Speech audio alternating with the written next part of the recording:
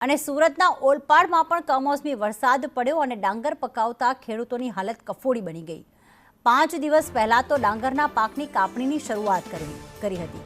સૂકવેલા ડાંગરમાં પાણી ભરાતા ખેડૂતોને મોટું નુકસાન, કારણ કે કાપણી કરી દીધી અને ડાંગર સૂકવવા માટે મૂક્યો હતો અને એ જ વખતે ધોધમાર વરસાદ વરસ્યો। હવે ખેડૂતોની માંગ છે કે પાક નુકસાનીનો સર્વે કરવામાં આવે અને સહાય આપવામાં આવે।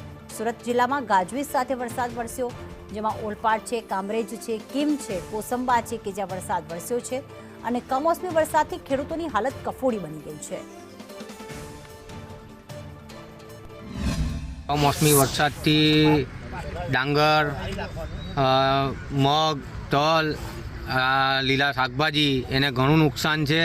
આ તમે જોઈ રહ્યા છો દ્રશ્ય પછાડી મારી કે મારા કેટલા વીંઘાના ડાંગર છે તે વરસાદથી અમે 2 કલાક વરસાદમાં એમાં બધો ભીજાઈ ગયો છે।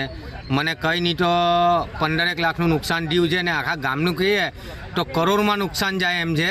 કેમ કે અત્યારે હવે આ ડાંગર એમે કોઈ લેવા તૈયાર, મિલવાળો કે કોઈ બી સહકારી મંડળીવાળા લેવા તૈયાર નહીં। ભેજ છે, આમ છે, તેમ છે કરીને કોઈ લેતું નથી। હવે વરસાદને કારણે એ લોકો પકડશે કે બધો પાકનું નુકસાન થશે। આ તો સરકારને નમ્ર અપીલ છે કે આનું અમને યોગ્ય વળતર આપે।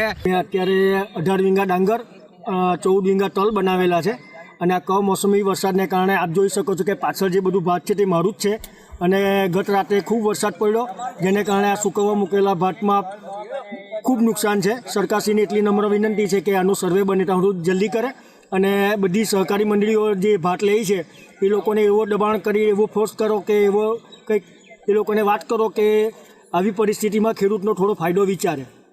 દર વખતે પોતપોતાનો ફાયદો બધી પ્રાઇવેટ મંડળીઓ ઉઠાવે જ છે, તો આ સરકારશ્રીને એટલી નમ્ર વિનંતી છે કે ભાઈ આનું સર્વે જલ્દી કરે અને ખેડૂતોને યોગ્ય વળતર મળે એવું કંઈક કરો તો મહેરબાની રહેશે।